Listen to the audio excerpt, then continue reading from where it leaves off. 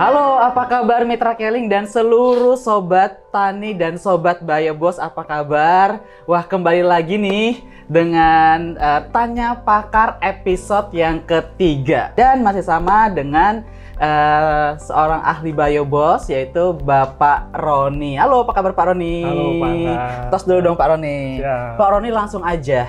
Pertanyaannya banyak banget yang masuk. Ini saya boleh nyontek ya Pak Roni ya? Silakan. Yes, pertanyaan ini Pak Roni, bagaimana sih untuk mengetahui tanah pertanian ini masih baik atau sudah terlalu banyak zat kimia agar penggunaan Biobos step 1 dan Biobosnya ini mungkin lebih maksimal? Baik, terima kasih Pak Angga, terima kasih Sobat Tani semua. Saya akan coba jawab ya pertanyaan dari Pak Angga, mungkin pertanyaan dari para Sobat Tani juga semua di beberapa daerah. Memang tanah yang tandus atau tanah yang kurang baik itu yang menjadi kendala Pak selama ini di tanah pertanian kita.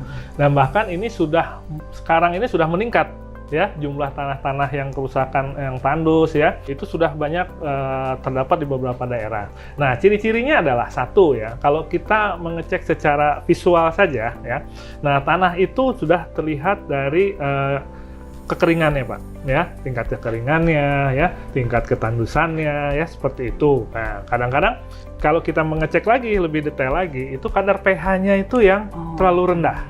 Nah, itu tanah yang tidak subur ya. Dari sisi biota tanahnya juga sudah tidak ada ya, kita nyari cacing sudah nggak ada ya, kita nyari biota-biota yang lain dalam tanah juga sudah tidak ada. Nah, itu yang jadi kendala tanah-tanah yang tidak subur. Nah, bagaimana dengan tanah yang subur gitu ya? Tanah yang subur ini yang satu, dia banyak mengandung humus. Humus ya, bahan organik yang masih banyak. Nah, kemudian dia juga banyak mengandung biota tanah. Ya. Nah, yang utama adalah itu pH tanahnya itu dia netral. Nah, itu tanah yang baik gitu ya.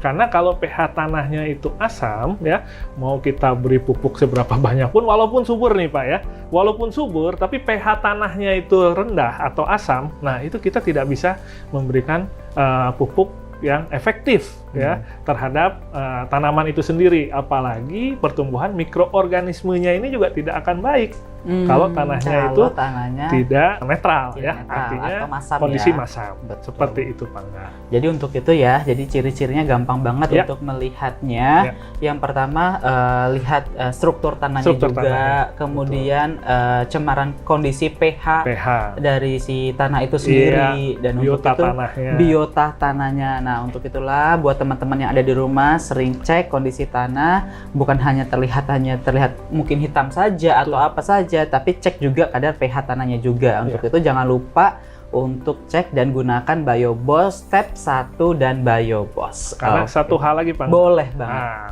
tanah subur itu belum tentu sehat. Yes, ya? Itu dia. Tanah subur belum tentu sehat. Karena tadi satu, tanah subur, gembur, tapi pH tanahnya masih asam, itu pun bakteri tidak akan bisa hidup di situ. Ya, nah artinya netralkan dulu pH-nya, nah kemudian nanti bakteri akan tumbuh dengan baik. Oke, jadi penting banget ya gunakan step 1 dan Biobos. Oke, terima kasih, sampai jumpa di episode yang selanjutnya.